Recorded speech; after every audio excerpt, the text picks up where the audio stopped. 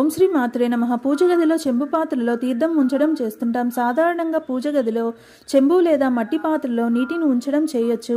ఇలా నీటిని ఉంచి ప్రార్థించడం ద్వారా సర్వ దేవతలు సంతృప్తి చెందుతారని విశ్వాసం.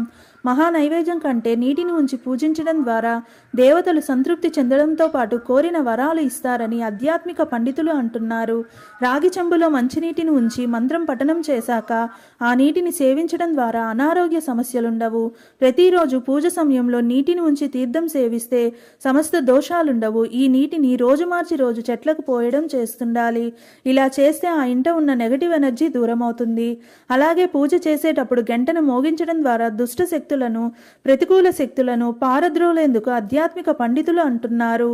అలాగే పూజ సమయంలో ప్రకృతిని, పంచభూతాలను ఆరాధించడం ద్వారా ప్రతికూల శక్తులతో ఇబ్బందులుండవు.